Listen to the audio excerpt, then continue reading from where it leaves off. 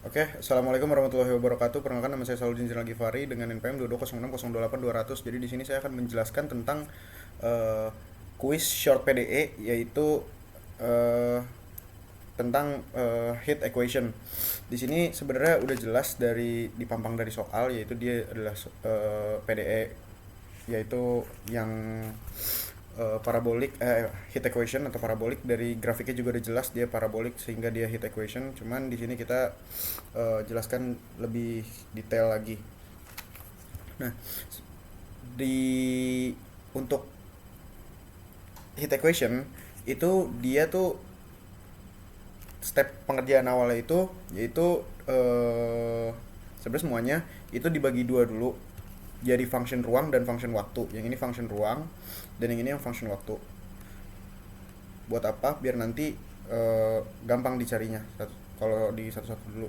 Karena seperti yang kita tahu, ada di heat equation itu ada solusi umum, yaitu bentuknya kayak gini. Nah, yang mana bisa dibagi dua dengan derivatif tadi, derivatif u per derivatif t sama dengan function x-nya, function ruang dikali dt per dt.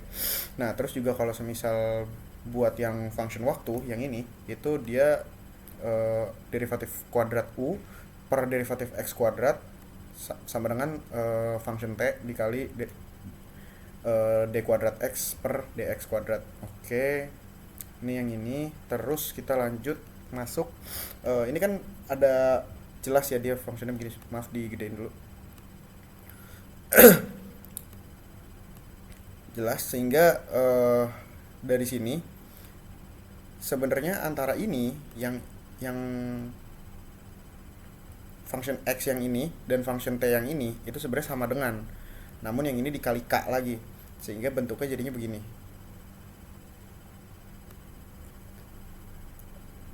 yaitu function x dt per dt sama dengan function t dikali d kuadrat x per dx kuadrat dikali k lagi. Kenapa? Karena emang di buat heat equation itu bentuknya kayak begini. Oke, terus dari kedua sisi, dari kedua belah sisi, yaitu dari function x dan function t itu kita kali silang biar bentuknya seperti ini, lalu sama dengan min lambda. Sebenarnya kenapa min lambda itu nanti ngaruh ke saat kita udah masukin ke batas-batasnya. Batasnya batas apa? Batasnya batas sesuai batas soal, yaitu dari 0 sampai L. L-nya apa? L-nya 1 kalau di soal. Oke, lanjut.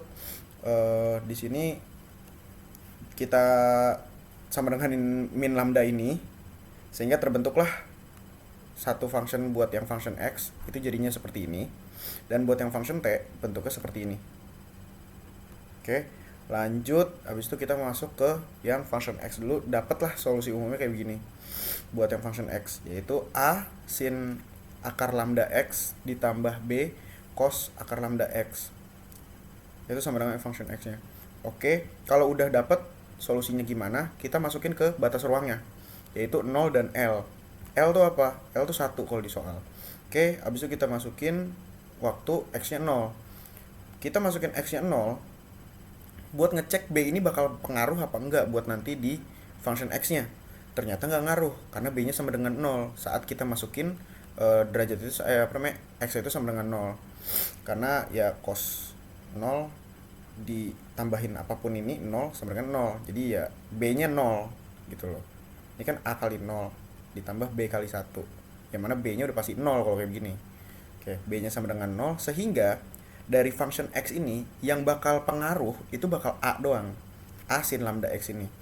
Nah, gimana cara kita ngebuktiinnya? Itu nanti kita masukin di x sama dengan l, mana l sama dengan 1. Jadi x function x sama dengan 1 itu jadinya bentuknya kayak gini. Kita ganti x sama dengan 1 jadi lambda a sin akar lambda sama dengan 0. Nah, terus jadilah sin akar lambda sama dengan 0, di mana akar lambda jadinya itu sama dengan NV.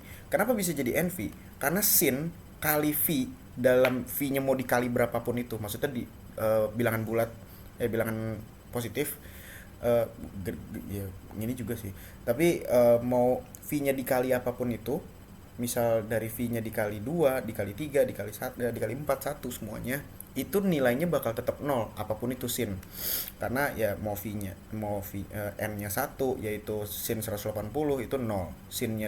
N-nya 2 yaitu sinnya jadi 360 itu hasilnya 0 juga. Jadilah akar lambda sama dengan NV. Sehingga lambda sama dengan NV kuadrat. Oke, dapat function X-nya jadilah begini. Oke, kita lanjut. Setelah udah dapat function X, kita nyari function waktu. Ini udah dapat function ruang, kita cari function waktu. Dimana tadi kita awal-awal udah dapat yang ini. Nah, karena dt per dt sama dengan minus K lambda T. K itu apa? K itu konstanta panasnya. Nah, itu ini kan dt per dt ya. Jadi ya kita iniin aja, kita integralin aja gitu. Dapatlah hasilnya begini. C itu ya C di ujung ya biasalah konstanta. Itu dikali E pangkat min K konstanta panas tadi dikali lambda. Lambda tuh apa? Lambda kita udah dapat di sini tadi di function ruang, yaitu NV kuadrat dikali T. Oke, lanjut. Di awal-awal kita ngedefine PDE-nya itu sama dengan function X dikali function T. Nah, karena kita udah dapat function X dan function T-nya, kita masukin satu-satu. Dapatlah hasilnya kayak begini. Function X-nya tadi yang ini, dan function T-nya dapat yang ini. Gabung, kali dua-duanya. Dapat jadi sigma tah hingga N sama dengan 1. Yaitu CN dapat dari mana? Nih, dapat yang dari ini. Dapat dari function waktu. Terus sin NVX, ini dapat dari mana? Dapat dari sini. Dapat dari function ruang. Terus dari ini, pangkat min K NV kuadrat T itu dapat dari function waktu. Oke, dari soal itu dijelasin di saat UX0 itu sama dengan Fx. Begini nih. Sama dengan Fx. Fx itu apa? Fx itu sama dengan 10 sin Vx per L. L-nya berapa? L-nya 1. Ya udah, kita masukin aja langsung. Nah, di sini ini sebenarnya bisa kita kali 1.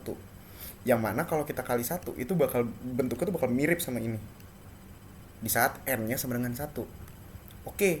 Berarti saat R-nya sama dengan 1, nih N yang ini sama dengan 1, berarti yang ini sama dengan 1 juga dong.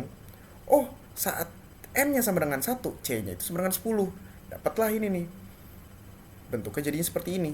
Gitu loh, untuk Fx-nya. Oke, setelah itu dapatlah UXT-nya. Apa namanya? PDE-nya. Function PDE-nya.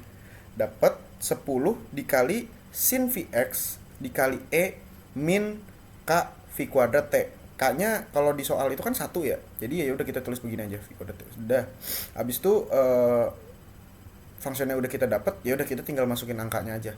Sesuai soal yang ditanya, yaitu saat ruangnya itu cuma 0,6 dan waktunya itu 0,05. Oke, masuk dia 10 sin V kali 0,6 dikali E pangkat bla bla bla itu sama dengan 10. Ini sin V 0,6 ini sama dengan 0,9511 dikali ini V-nya kita kuadratin jadinya segini, dapatlah nilainya juga jadinya segini. 10 dikali 0,9511 dikali 0,6104. Dapatlah nilainya segini dan 5,81. Oke, kalau dibuletin. Oke, sama sesuai juga dengan soalnya. Lalu kita buka OBS-nya, masih sisa 2 menit. Di sini saya bisa memberikan conclusion juga, di mana sebenarnya untuk PDE itu dia terbagi menjadi 3 sesuai dengan bentuk umumnya. Sebenarnya bentuk umumnya kan seperti A D kuadrat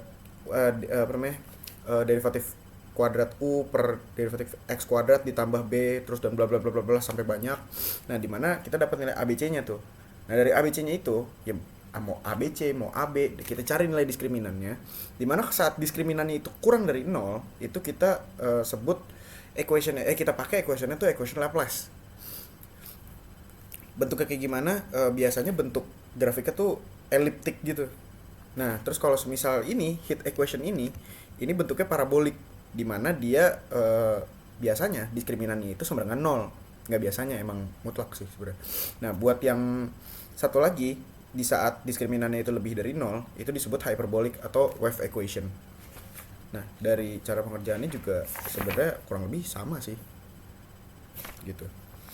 Tapi untuk dari ketiganya itu memiliki bentuk yang seperti bentuk ini yang berbeda-beda nih. Nah, yang ini. Untuk equation bentuknya kayak begini. Untuk Laplace equation bentuknya beda lagi. Untuk yang wave equation itu bentuknya juga beda lagi. Oh ya, wave equation itu ya bentuknya wave gitu, kayak sinus gitu.